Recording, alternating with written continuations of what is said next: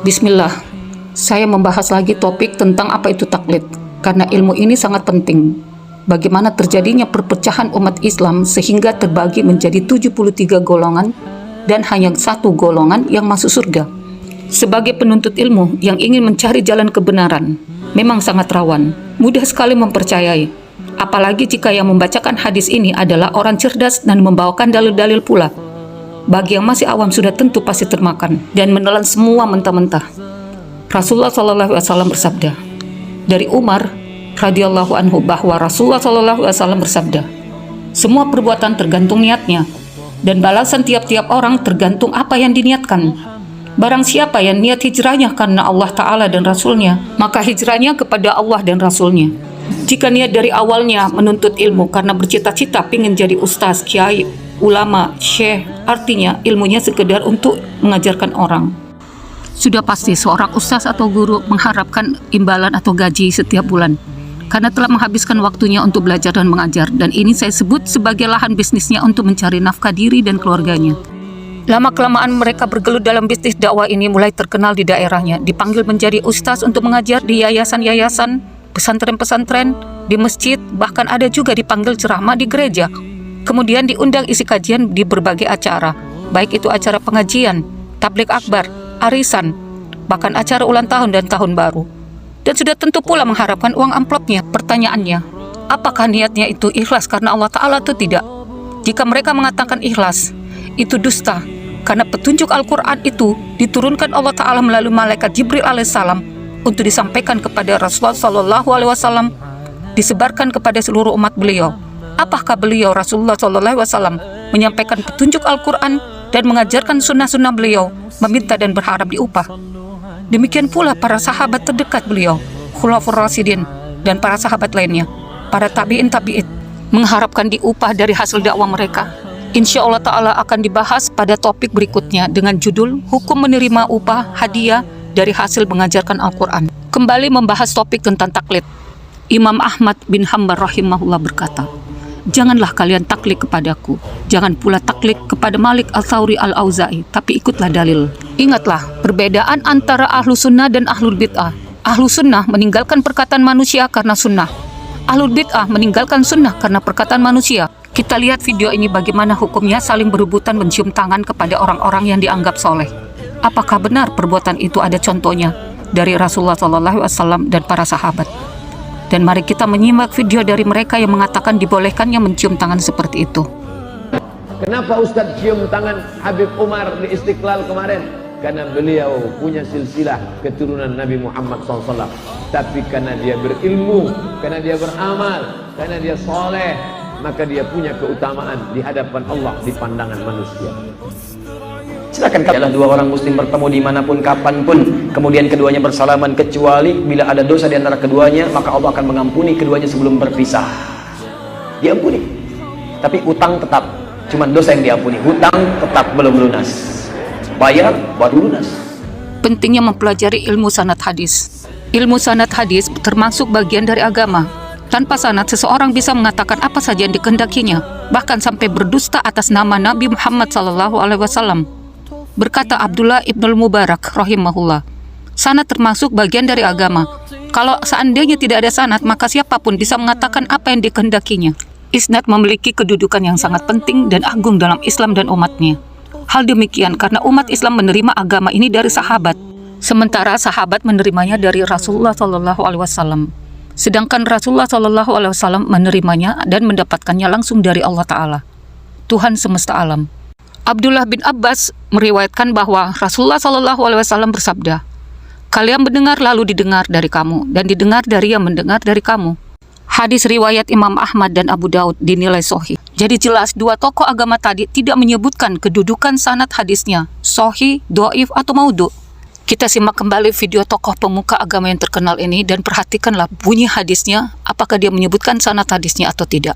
Dan bagaimana dia menafsirkan sebuah kata dan kalimat dengan memakai logikanya yang tidak masuk akal. Dia mengartikan mencium kaki tidak selamanya disebut menyembah. Kita harus mengambil cincin yang jatuh, maka itu harus merunduk. Bahkan kita harus betulkan sepatu anak kita, kita merunduk. Jadi tidak semua merunduk serta-merta dihukumi sebagai sujud. Oh bukan, sujud dengan maksud. Ya sujud tadi maksudnya, yang haram sujud kepada selain Allah adalah sujud dengan niat. Adapun masalah mencium ini ada diperkenankan. Adapun nanti masalah kesunahan ini adalah tinggal niatnya di dalam hatinya. Kalau makna mahabbah, dan itu terjadi pada zaman Nabi sendiri. Ada dua orang Yahudi yang tiba-tiba mencium, datang pada Nabi, kemudian bertanya tentang beberapa hal, kemudian kagum kepada Nabi lalu mencium kakinya, mencium kaki baginda Nabi. Bahkan Imam Bukhari sendiri, ini termasuk madhabnya dalam kitabnya, Imam Bukhari itu memberikan judul Babu Takbilir Rijli.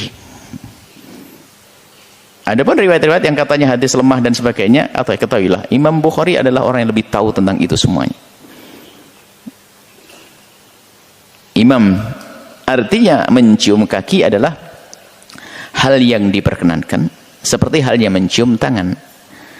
Yang tidak boleh adalah kita senang dengan gaya dicium tangan kita dan dicium kaki kita. Itu yang nggak boleh.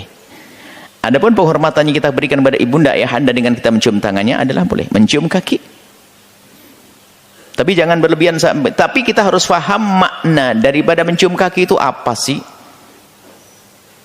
Itu kan bentuk khudu' tawadhu' kita kepada orang tua dalam zahir kita, kan begitu.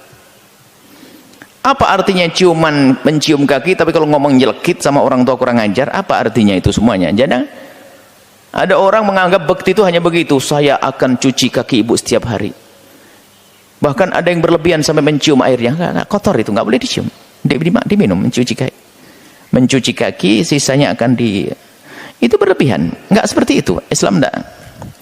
Kaki untuk nginjak sana sini kotor dan diminum. Kalau ingin bakti yang sesungguhnya tidak harus dengan seperti itu. Pengabdian, penghormatan, panjatan doa, memikirkan terus apa yang terbaik untuk ibunda dan ayahandanya.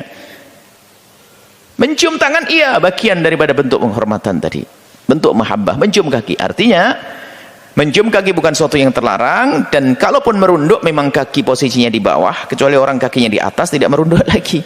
Jadi karena kakinya di bawah, maka merunduk orang yang mencium kakinya itu bukan dianggap seperti rukuk dan sujud, nggak ada hubungannya dengan itu. Seperti halnya itu, tetangga kita itu lagi menanam padi, itu merunduk. Kalau udah merunduk nggak bisa tertanam itu padi. Jadi nggak.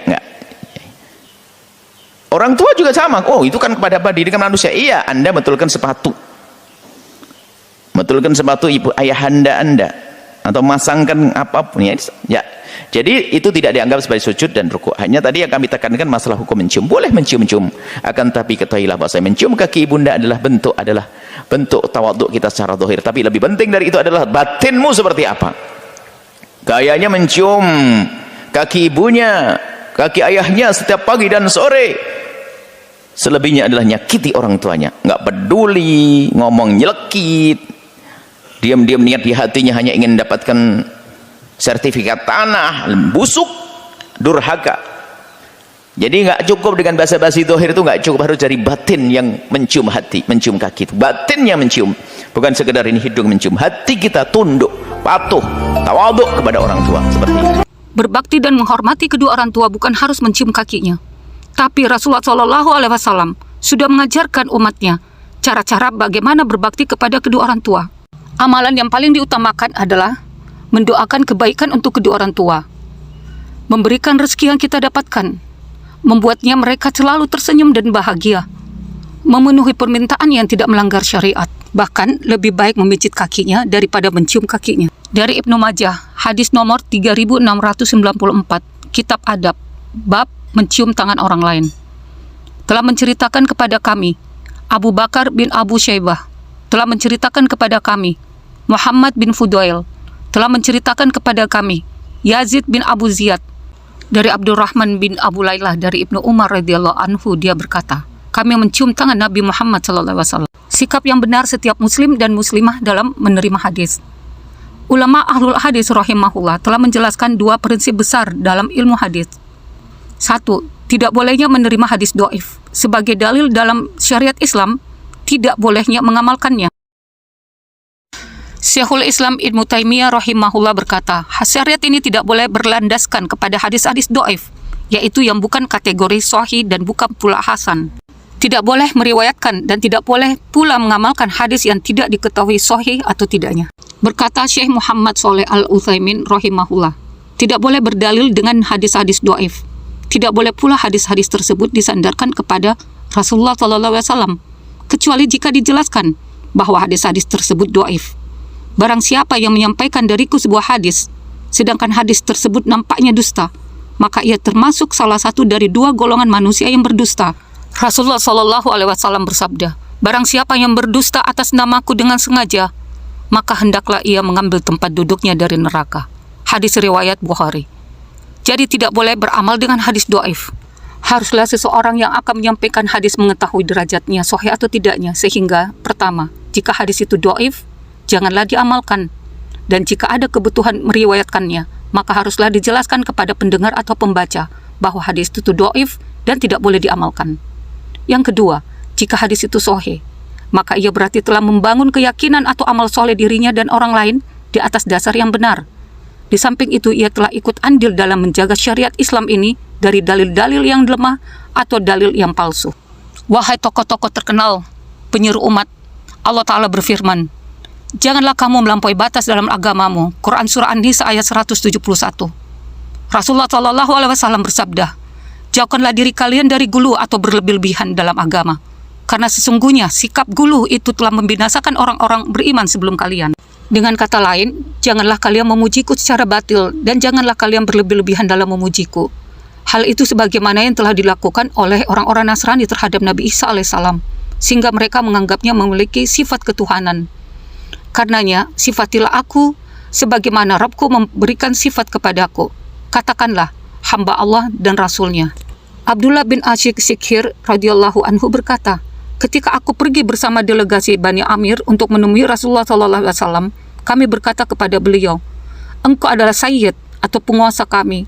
Spontan Nabi SAW menjawab, Sayyid itu penguasa kita adalah Allah Tabarakallah. Lalu kami berkata, dan engkau adalah orang yang paling utama dan paling agung kebaikannya. Serta merta beliau Rasulullah SAW mengatakan, katakanlah sesuai dengan apa yang biasa kalian katakan. Aku seperti sebagian ucapan kalian, dan janganlah kalian terseret oleh syaitan. Anas bin Malik radhiyallahu anhu berkata, sebagian orang berkata kepada beliau, wahai Rasulullah, wahai orang yang terbaik di antara kami dan putra orang yang terbaik di antara kami, wahai sayyid kami dan putra sayyid kami. Maka seketika itu juga Rasulullah SAW bersabda, wahai manusia, ucapkanlah dengan yang biasa kalian ucapkan, jangan kalian terbujuk oleh syaitan. Aku adalah Muhammad, hamba Allah dan Rasulnya. Aku tidak suka kalian mengangkat di atas melebihi kedudukan yang telah Allah Ta'ala berikan kepadaku. Rasulullah SAW sangat membenci jika orang-orang memujinya dengan berbagai ungkapan seperti, engkau adalah sayyidku, engkau adalah orang yang terbaik di antara kami, engkau adalah orang yang paling utama di antara kami, engkau adalah orang yang paling agung di antara kami. Padahal sesungguhnya beliau adalah makhluk yang paling utama dan paling mulia secara mutlak. Meskipun demikian, beliau melarang mereka agar menjauhkan mereka dari sikap melampaui batas dan berlebih-lebihan dalam menyanjung hak beliau sallallahu alaihi wasallam. Juga untuk menjaga kemurnian tauhid. Selanjutnya beliau sallallahu alaihi wasallam mengarahkan mereka agar menyifati beliau dengan dua sifat yang merupakan derajat paling tinggi bagi hamba yang di dalamnya tidak ada gulu serta tidak membahayakan akidah. Dua sifat itu adalah Abdullah wa Rasulullah, hamba dan utusan Allah Ta'ala. Rasulullah SAW tidak suka disanjung melebihi apa yang Allah Ta'ala berikan kepadanya dan Allah Ta'ala ridho. Tetapi kenapa banyak manusia yang melanggar larangan Nabi SAW sehingga mereka berdoa kepadanya, meminta pertolongan kepadanya, bersumpah dengan namanya serta meminta kepadanya sesuatu yang tidak boleh diminta kecuali kepada Allah Ta'ala. Hal itu sebagaimana yang mereka lakukan ketika peringatan Maulid Nabi Muhammad SAW, di mana mereka tidak membedakan antara hak Allah Ta'ala dengan hak Rasulullah SAW. Bukan berarti peringatan Maulid itu dibenarkan jika bisa membedakan antara hak Allah Ta'ala dan Rasulullah SAW. Lalu bagaimana dengan ucapan-ucapan para tokoh agama ini? Mereka sering menyebut Sayyid Ali, Sayyid Fatimah. Apakah para tokoh ini telah melanggar apa yang telah diajarkan Rasulullah SAW atau tidak? Sudah jelas mereka melanggar. Ataukah karena mereka sudah berubah menjadi keledai dungu yang fanatik buta kepada guru-gurunya? Guru kencing berdiri, murid kencing berlari. Guru memakai hadis-hadis do'if dan maudhu. Rasulullah SAW bersabda, barang siapa yang lamban amalnya, maka nasabnya tidak bisa mengejarnya. Hadis riwayat Muslim dari Abu Hurairah. Meski kau seorang Habib, nasabmu tidak ada gunanya bila kau tidak bertakwa.